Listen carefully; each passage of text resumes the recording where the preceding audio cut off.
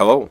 Welcome to Tutors of Life podcast, where we research life so you don't have to. Episode 441. This is your host, Shaun Tutor. And this is Sam. And this is a Tutor episode where we try to teach you something new. Good afternoon. Good afternoon.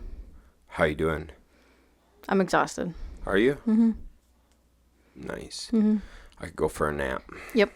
Oh, so you're also exhausted. Yeah. Yeah. Yep. Something about, I think, drinking. I don't sleep as well. Shocker. Yep.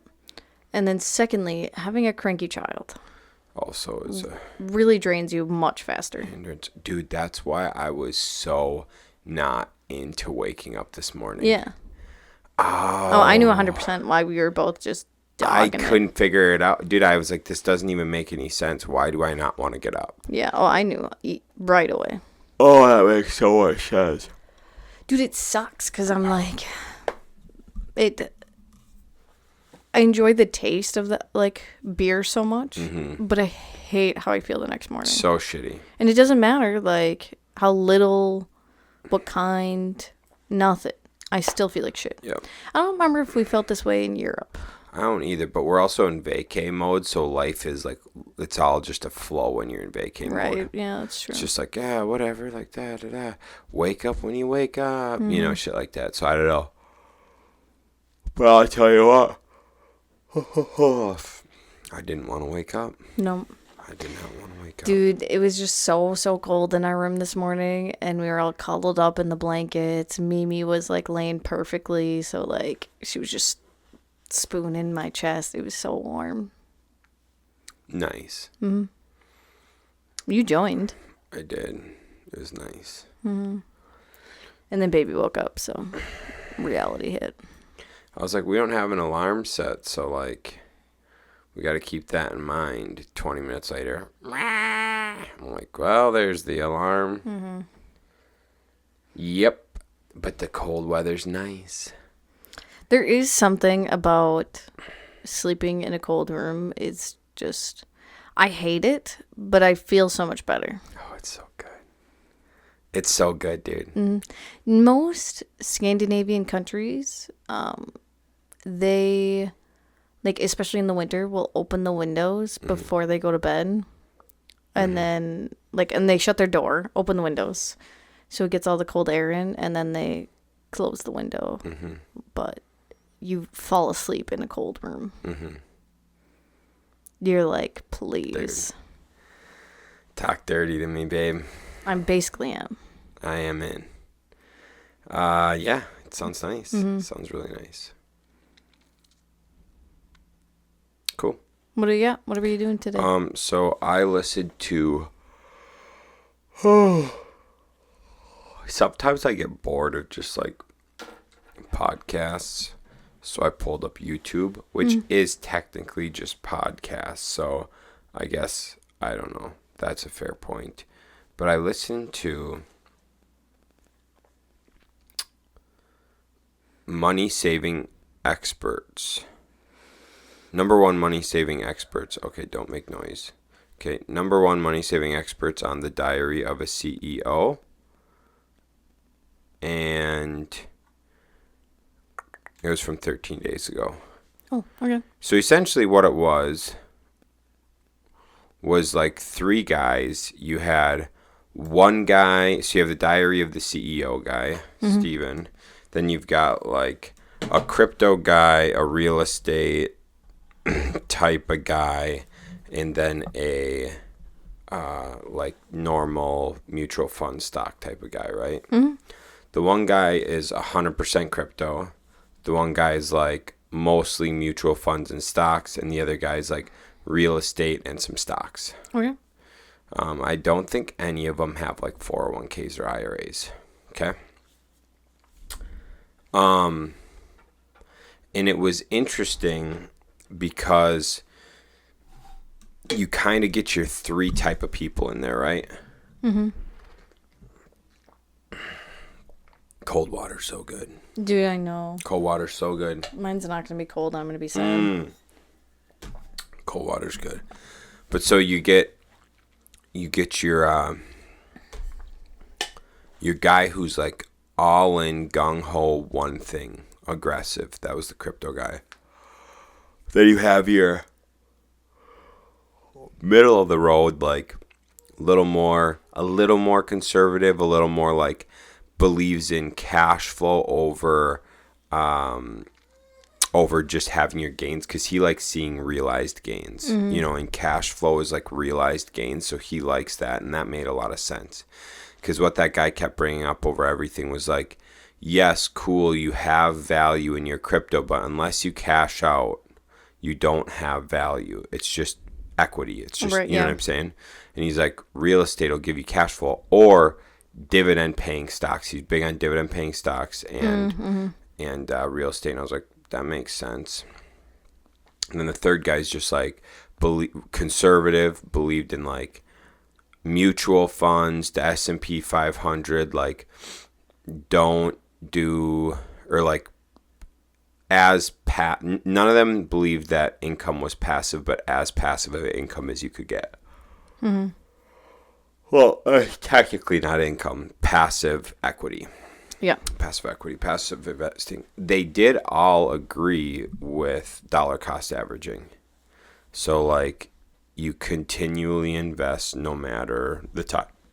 So if the market's at its peak, you're still investing your $10,000 a year. Mm-hmm. If it's at a low, you're still doing your $10,000 a year. If it's on the way up, it's you just, it makes sense. Every year dollar cost averaging, so kind of makes sense. So it's just interesting to hear like the different modes to getting like saving and getting wealth, but then also like it's like the psychology of money, the difference in your risk factor. Yeah. Like the mutual funds S&P guy, that guy's not making any type of the returns that the crypto dude's making. Right. Or the real estate dude. Mm-hmm. So yeah. That's what I got. Just the different ways to invest. Mm-hmm. Mm-hmm. Like different ways to invest, and like depending on your risk tolerance, depends on like where you are in that category. Yeah. And we've also heard too, it's good to do most of your investing in what you know. Oh yeah. So like if 90% of your knowledge is in cryptocurrencies, then you probably should invest 90% of your money into cryptocurrencies. Yeah, so that dude is like he's part owner of a cryptocurrency exchange and a cryptocurrency. Makes sense then. Yeah, he's like, I believe, like full-heartedly in crypto. Mm-hmm. He believes the only way crypto isn't the next thing is if AI kills it. Apparently, there's a way for quantum computing and AI to figure out crypto's algorithm and kill it. Dang. Yeah. I was like, oh, that's fucked up. That is fucked up. Yeah. That's what they were saying. So, yeah, quantum and AI have a potential to figure out, like, essentially figure out the blockchain and make crypto worthless. Interesting. Yeah. That would suck. Yeah. Huh. Okay. I'm going to ponder on that, but that's not what this podcast is about. No. So it doesn't matter. But yeah, it's just, so did you say their three names? I don't know their names. Oh, no, the different types of investors. Oh, you just have your, like aggressive, your middle, and then your conservative. Yeah. I thought you named him something else downstairs, but I'm just crazy. Oh, I don't know. Maybe. So yeah, it's something you have to sit and look at, like your vision and your plan for your future of what type of investing you want to do and pursue. Because if it's something like you just have extra money, or you have little, like not a big amount of extra money, and you just want to do something to make sure you have a good retirement plan, then going the conservative route is probably best. Yeah. But if you are, let's just say you're CEO of a hospital or something, and you have a lot of extra money, then I'd probably go the aggressive route. Yeah, more aggressive route. Yeah, it does play a lot on like the money you have, but then you also got to keep in mind maybe the person that's not making a ton of money wants to take a few aggressive routes to really double down on their money. So the little bit of money they do have, they can get exponential returns on. But maybe they like. So that's what you have to see what you want. Because if it's someone that just wants a better retirement, but if they're 50 and want a better retirement, then they probably need to be a little more aggressive because they only have 15 years. It's true. But if you're 22, right, and you just want to invest for your retirement, then you could probably go the more conservative route. Or if you're 22, want to get out of your career field, risk it for the biscuit, baby. So yeah, it all really depends on what you want in life, what you want to do in life. Yeah. No matter what, like, no matter where you are, what you're doing, you should do some type of investing. Oh my gosh, yes. We've always like said like to do 10% of your income should go straight to investing, because here's the thing. Everyone's always going to adapt to what they're making. You're just about always, you're going to, if you make $90,000, you're going to somehow figure out a way to spend it all. Compared to if you make $45,000, you'll still figure out how to spend it all. Right. So it's best to just get in a practice of like putting 10% of your income into, let's say, like a Robinhood account or even an Ally savings account. Just put it somewhere else that you don't see it. Because as soon as it's just in your bank account, you're going to be like, oh, well, I have extra money, so I can actually go out to eat, 5 times this week. No. How about you eat at home and you take that extra money and put it towards something or save it up, so then maybe you can get a rental down the road. But yeah, the big thing that we've found is like you need to put that money in somewhere you don't see every day. Right. Yeah, that's big to have a separate account where you don't see that money. I think that's huge. In the keep going on what those guys were kind of saying right online with that is the conservative dude was like, my spending habits changed. He's like, I looked at how much I was spending on like going out to eat and coffee, and he realized he could save like, I think he said when he started tracking, he thought he was spending, because he started tracking in like 2014, and he thought he was spending around like $1,500 a month. On not including his rent, just like his other whatever was like $1,500 a month. And then he actually looked and it was like $2,400. Dang. Yeah, and he's like, oh shit. But he said, a couple of things he did was he looked and he's like, well, I don't know if he says he doesn't anymore, but like he quit getting the $4 coffees every day. He quit going out to eat so much. The biggest thing he did, which was like a big impact, was he switched his insurances. And so he like got a different insurance carrier. He only drives 3,000 miles a year now instead of 15,000 because he moved to California. So now with like different insurance, he's saving money because he's not driving his car as much. Oh, yeah. And then so there's a lot of things, there's like multiple things he addressed in his budget to save a lot of money. And he said by doing those things, he was saving 30%. Yeah. Like the tweaks he made, he was saving 30%. And, the other guys were like, well, you should just pick up a second job. It's easier to make more money than it is to save money. Dude, I hate that. A lot of folks say that, like, it's easier to make more money than save more money. Or then to like budget down. And it's like, well, I don't know, because let's say you're a teacher. Okay, let's just say you're a teacher and you make 40 to, let's say you make 40 to 50,000 a year. Okay, how much more are you really going to make? Your only other option is like go back to school for a couple years, get in more debt to get a master's degree to make 60. Mm-hmm. Or you get a part-time job in the summer. Or work afternoons and weekends. Mm-hmm. Okay, what if you got a family? Right. What if you got a house to take care of? You're just going to not be home? Because that was one thing they brought up. They're just like, well, get a second job. Just trade your time. And it's like, okay, what if you got a family? You're just going to trade your time and never see your kids because you don't want to live within your means? Mm. Because you don't want to follow a budget and save? What? Yeah, but here's the thing. You make more money, you're just going to adjust upwards. If you don't figure out how to save money and cut costs, no matter your level, it's the same thing they talk about with like giving and tithing. If you're unable to figure out how to give when you make nothing, you will not give when you make more. Yeah. 100%, dude. That's how it goes. Mm. I mean, we've talked about this so many times.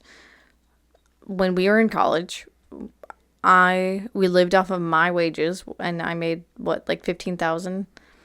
We were able to go to Asia on a trip, which cost us in total, I think, was spending $9,000. Mm-hmm. So we were able to have enough money to do that and live for the rest of the year. Yeah, I mean, I had money too coming in. That's true, you did too. But still, like.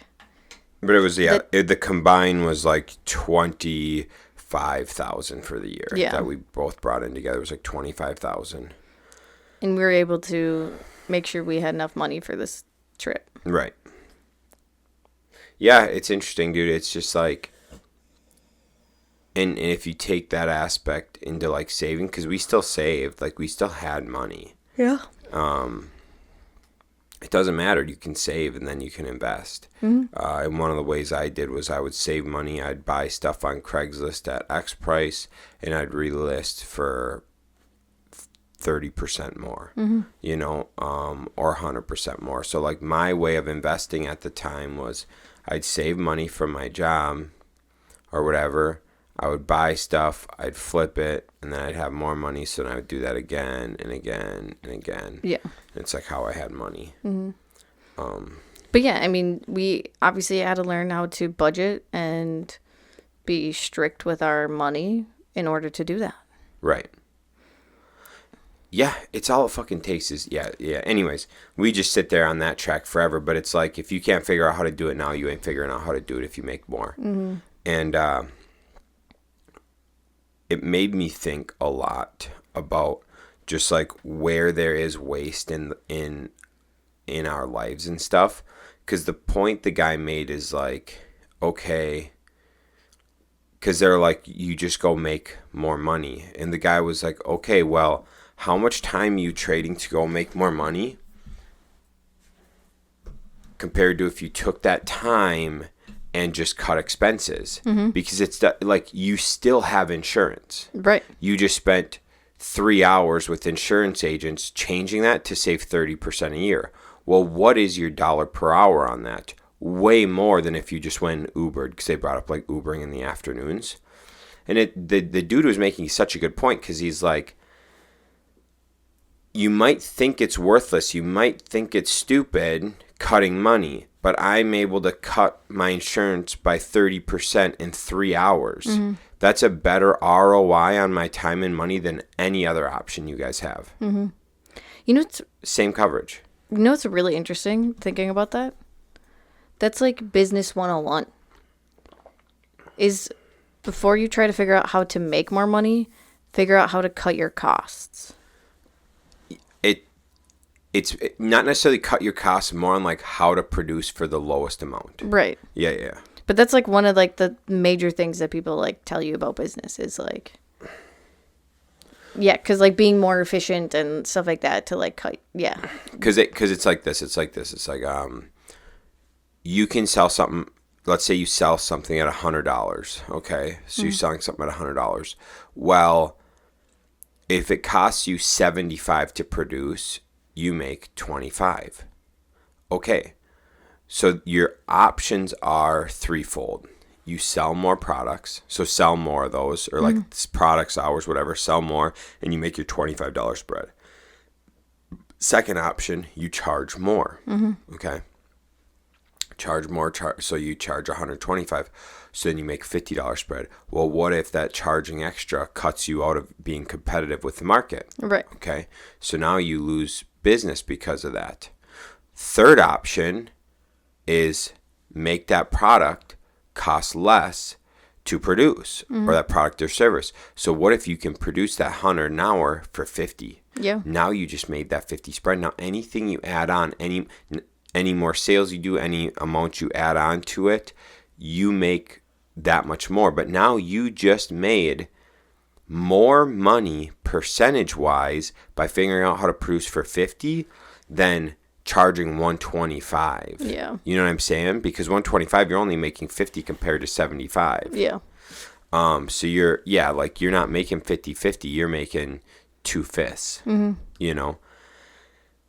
So it's just interesting to think about the fact of like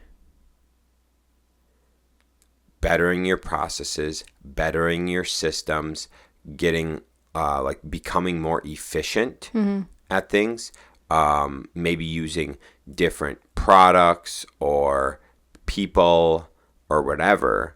Bring your costs down, bring your profit margins way up. What's that do? Makes your evaluation of your business a lot better. It's Logan Rankin talks about this in real estate. He's like, most people, their expenses are 50%. And then after your expense of 50%, you got your mortgage on top of that. So most people operating around like 80 to 90%, right? Well, he's like, why not just figure out how to make your operating go from 50 to 35? Now you're way the fuck ahead. 15% gain just like that by having good operations and systems, which he is the best at. Yeah. Like he, all of his operations and systems, we don't like to sit here and think about it a lot of the time, but like he saves 15%. Well, that's not crazy, but if you're normally only getting 10 to 15%, he just doubled their profit by having good systems and efficiencies and processes. He just doubled their income. That's insane. Yeah. Dang, dude. So I don't know. It makes me think about that a lot of like, it's like if you can shop around and get a better interest rate. So instead of being at, 7.5%, if you could shop around and get 6%, that's going to save you a bunch. Like there's things like that if you think about it and you get a good insurance, you buy properties for rent. Instead of being in Eau Claire City, it's in town of Washington, so your property taxes are lower. Shit like that, like can really bring down your operating costs. Bringing management in-house instead of outsourcing property management, that saves you a ton. Dude, it's not even. I can't even go into how much that saves you. All of your money. All of your money. Dude, that was a. I'll have something to tell you later. Okay. Doesn't have to do with the podcast. So. Sure. Yeah, so it's interesting because you feel the same way as I do. I love the people who are like, well, just make more. Just make more. Just earn more money. Spend your time and energy earning more.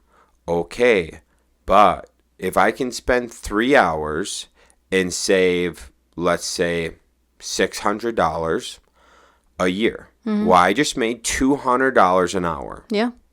That's pretty good. Where else am I earning $200 an hour? It's probably going to take a minute. So it's like, use those 3 hours, save or make $200 an hour, and then go out. Then go do that. Why not take the low-hanging fruit? And that's what the guy said. He's just like, take what's right there in front of you that's easy to get, and knock that out first, then move on. And it made so much sense to me. Yeah. Yeah, dude. I just never I've never thought about applying that to like investing, but it makes sense. Yeah. I mean, investing is like your personal business, so. Well, dude, I mean, think about it this way. Let's say you sold a vehicle. Okay. Let's say you've got let's say you're like me and you got 6 vehicles. Let's say you sell a vehicle. So you're going to recoup 10 grand. Okay. And then you are going to recoup $50 a month in insurance. So now we're at 10 grand, $50 a month in insurance. So $600 Yeah. a year, every year. You're going to deduct maintenance, let's say $500 a year. So now you're at $1,100 a year over a 5-year term is 5 years. What is that? $5,500. Sure. So you got your $5,500 on top of your $10,000. So you got, $15,500 now that you just saved by just deleting one vehicle in the fucking lot. And what is that one vehicle doing you? Nothing. Costing you $10,000 or $15,500 over 5 years. Yep. That's all it's doing you. So you take stuff like that, and so here's my thing. This is where I'm going with this. If you already have your money budgeted and set aside, and you're already investing, and that's not your main concern, and you want to have 6 cars like me, go for gold. We still invest. Yeah. We still put money aside every month to invest. So don't, we got 6. Now, what I'm saying is, if you're struggling to invest, or if Sam and I decided, hey, we want to speed up this process a little bit, these are some things we can do, it's like, where can you, it's like filling your hole. Like if you got a boat, Yeah. you got a you got a hole in your boat, and you got to bail water. Well, you can go and patch that hole up so you don't have to bail water, or you can not bail water and just keep rowing, hoping to get to shore, and that thing's just going to keep sinking until it submerges. Hopefully you make it to shore first. Hopefully. But so it's like, if we decided, hey, we want to quit bailing for a minute and, fill that hole up most of the way before we start bailing again, then get back on the rower, that would be a good way for us to speed things up. So maybe we'd sell a car or two. But I'm not selling the Evo. No. But definitely. you get what I'm saying. Yeah. And don't ever think that something's too small either. That's another thing. I see people are just like, well, it's just $10 a month. It's just $10 a month for Audible. Right. We can just keep it. It's just but overall, that's $120 a year. Yes, exactly. And let's say you put it in something that's going to get you 10% return on it. Well, that's another, what is that? $12? So, sure, $120 a year, but then you don't get the return. So now you're at $132, and you do that every year. Dude. That's it. Yes, it does sound small, but if you do a whole bunch of those small things, so let's say you have 10 different, TV subscriptions. 10 times 10 is $1,000. Right, exactly. So you can't tell me that 10 times 10 is $100. $100. But you're close. Oh my gosh. It's $1,200 through the year. $1,200 for the year. Yes. So I mean, if that's where you were heading, that's where I was heading for it. Okay. Wow, that was bad. But anyway, so $1,200 a year. That's a pretty good chunk of change. Well, dude, we've talked about it in so many different things. I buy a coffee I buy a coffee 5 days a week. We could just do our cash amounts. So, yeah. If you have a spending problem, this is, I think, one of the best ways to fix it. Okay, it is. Okay. But we spend it every month and every week, and we don't need to. What in that money do we need? Yeah, but look how much worse we are when we don't have our money out. 100%. So every single week, Shaun and I each get $100 in cash. And that is our, play money for the week. A couple of times we've forgotten to take out money, and we spend way more than that $200. So that's why I can tell you that this works. So that doesn't count for gas, groceries, or anything, but it counts like if we want coffees, to go out for food, if I want to get a new book or whatever. It also like our league, so like my bowling league has to come out of that. Sean's golf league has to come out of that. Yeah. So like anything fun has to come out of our $100 each. That's like our individual things are separate from each other. If we're like saving for a vacation, that's different. Yeah. And so like come springtime, I usually try to like build mine up because I like to buy flowers to plant around the house. So I have to make sure that I have enough of my cash for that specifically. So there are like little things that we'll like save up. We'll each save up for just in case. But if you think about that, so that's $200 a week that we get in play money. 200 times by 52 weeks. Yeah, $10,400. $10,400 that is gone every single year. Yeah, I mean that like we don't need. I believe if you put yourself in a bad situation, I talked to Brandon about this, about like if you put yourself in a bad situation, like health-wise or financial-wise, and you enjoyed yourself a lot when you were younger, you don't deserve to now that you're at your age. You have to like lock until you clear it all up, right? I believe in that full-heartedly. Like, if you wanted to fuck off and get fat because you wanted to chill and enjoy life, great, you don't deserve a cheat meal until you're skinny. Yeah. Fuck you. You know, if you fuck off your investments and you wanted to go tour around fucking Europe and you wanted to buy a van and live down by the river and not work and all that shit, well, guess what, dude? You're in some debt. You got student loans. You want to fuck off. Well, you don't deserve to fucking go out and get a coffee. Yeah. You know? I believe if you've set yourself up and you have that in your budget and you want to spend it, by all means, go for gold. Yeah. But yeah, I mean, we know if we don't have the physical cash, we know we'll spend more than that $10,400. Absolutely. So. Oh, 100%, dude. Yeah. And we've tried lowering it. It doesn't work. It could work. We just have to be more disciplined. Yeah, we definitely It'd be easy. Dude, here's the deal. Here's the fucking deal. All that money gets spent on golf. For me, it's golf, food, coffee, and haircuts. Golf, food, coffee, haircuts. That's it. That's where all my money gets spent. I'm still going to fucking golf. I'm still going to get a haircut. Well, if I cut out food and coffee, that's damn $60 a week. Yeah, how much money did you save last week? Last week, a week before? There was a week that you asked me like every single day if you should go get a coffee, and I told you no every single day. Dude, I rolled it in the next week. I like fucking spent like $20. Well, I had golf, so I spent $40. Oh, you know what I did actually? That next week I bought everybody around drinks at the golf course. At the most expensive golf course. Yeah, I used up all my money. Yep.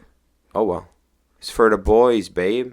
It's for the boys. Yeah. But anyways, we got kind of off track. Sorry, guys. Financial advice. Yeah, if you have a spending problem, take out cash, and that is the only money you can spend. Yeah, and I mean, track it. Like, we've talked to folks, like John Wilkerson, we talked to him, and he said when he got out of college, for a full year, he tracked every dollar he spent for a full year so he could get a full picture of what the hell he was doing. And it's so powerful to do that. It's so powerful to do that with your food too.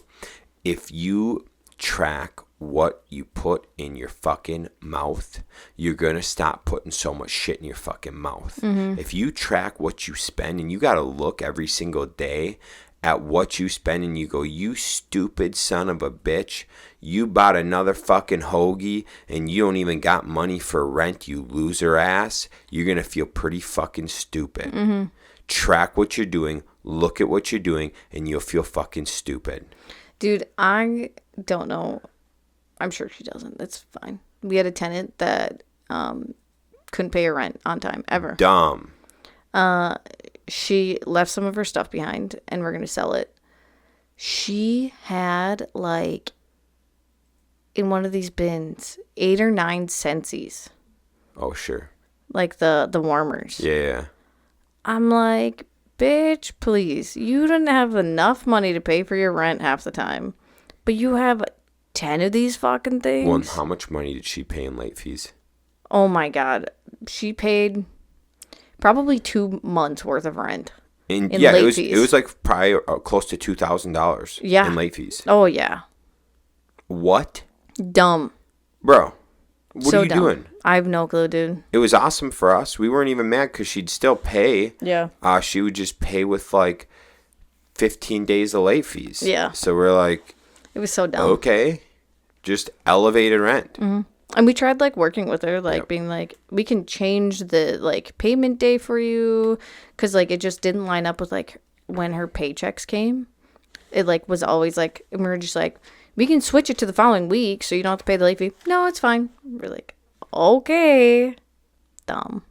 I loved it, dude. I love shit like that because it just gives me hope that people won't figure it out. Yep. So, yeah. So you did do your vision, like we always say. Determine what kind of investor you want to be. If you want to be conservative, in the middle, aggressive, figure out what you want to invest in and highly research it. Obviously, like Shaun and I both have our niches. Shaun understands cars and the real estate market and some crypto and stock stuff. Crypto and stocks obviously like isn't a high percentage of how much money we invest, but we do have some there.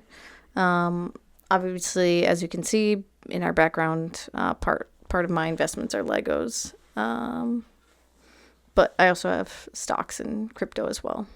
Mm-hmm. So determine what you want to invest in, research it, make sure it's something that will be good for you in the long term, short term, whatever you want. Yeah. And figure out your spending habits, most likely.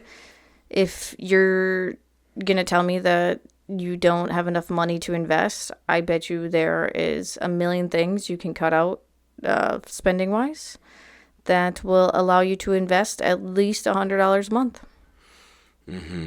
And I don't want to hear fucking people go, well, just earn more. Yeah, that is an option for some people. Another option is stop being so goddamn greedy. Yeah. Or like so freaking, what's the word? Is like the 7 deadly sins. Gluttony. Oh, yeah. Yeah, quit fucking with the gluttony. Yeah. You don't need the goddamn coffee every day. You don't need to eat out for lunch. Dude, construction motherfuckers, dude. They are the worst. Mm-hmm. Fucking every morning out to Quick Trip. Smoking cigs, chewing, every lunch, going out every lunch. Fucking, the only meal they're having at home is like dinner sometimes. Construction dudes, they're drinking fucking 3 energy drinks a day. And don't fucking tell me you don't eat leftovers. Do you know that is probably the dumbest excuse I've ever heard.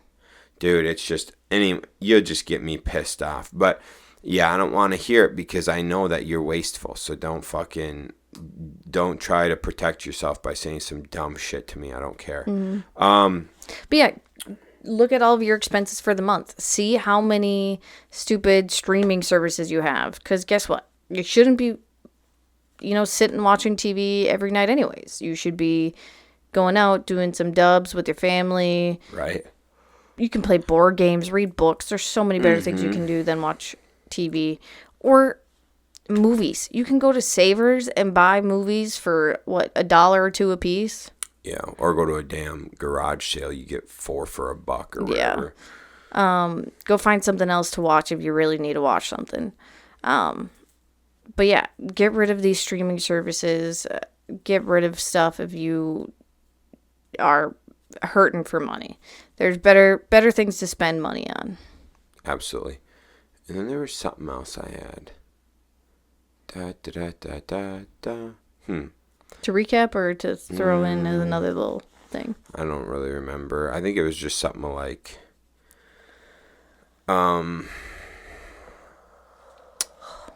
I don't have a lot of faith in anything.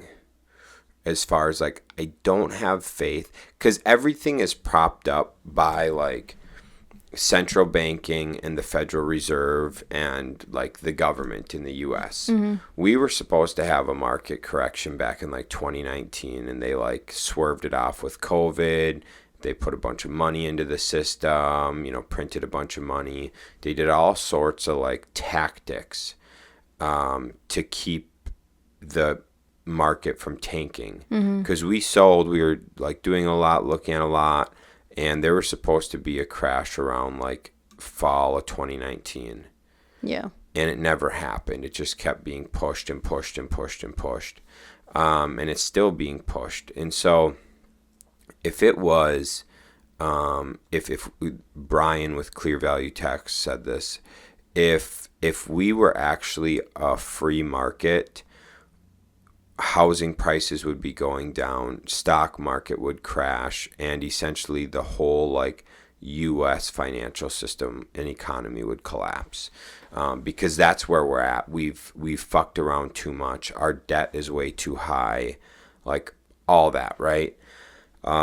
Here's the thing: the government is corrupt, and they just keep pushing this system along, right? So I don't have a lot of faith that stocks are going to be around forever. I don't have a lot of faith that crypto is going to be the answer. I don't think real estate is the answer because unless we bring in a ton of immigrants, we're going to have too many houses for the population because we have a decreasing population. We're at 1.6 in the U.S. replacement rate. So we're not even replacing folks. So like, the only option to not tank the economy is immigration, keep printing money, keep artificially inflating things so that we keep going. So it's like I'm 30, so we're 30. Are they going to be able to keep this up for 60 more years? No, there's going to be a big crash. Something's going to happen, dude. I just don't think... I mean, we've heard it before. People say, like, the system has to tank. It has to. It's going to tank hard because they keep It's going to be so much harder when it does because we're supposed to go in 80-year cycles. Well, we just kept pushing past the 80-year cycle and said, fuck it. So I guess we had a pretty big crash in 08. So there's that. There's a pretty big crash 08. But there needs to be these little corrections as we go. And we're not getting those. So, like, we just keep pushing, and there will be I believe there's going to be such a massive crash in the next 60 years, which is just stupid to say. Of course there will be in 60 years, right? But it can't be like, I'm not talking like an 08 crash. I'm talking like U.S. economy crash, new economy. Because they fucked around. People didn't want to lose their returns, what have you, so they just kept fucking with things and don't let it have their natural little corrections. And soon they're going to get over a ledge and it's just going to drop. People get greedy. It's what it is, dude. It's just like greed and gluttony. And we're going to have to deal with those repercussions. And so what am I saying? It doesn't matter what you invest in. We're all going to be fucked. But you should probably invest because what if we aren't? I mean, what else are you going to do that money wasted on? What else are you going to do, dude? We're not going to have Social Security. Yeah. So you might as well try to save some fucking money. Yeah. Not to be like a Debbie Downer, but, there's you got to put your life in your own hands, and you might be nervous or whatever, be like, I don't trust it. Sure, I get it. But if it crashes, everybody's fucked. So, whatever. Right. Why not try to be one of the people that is less fucked? Right. You still be fucked, but what if you're like 70% fucked instead of 100% fucked? That's true. Still better. That is better. So, that's what I got for you. Cool. I love it. All right, gang. Thanks for tuning in. We'll catch you on the next one. See ya.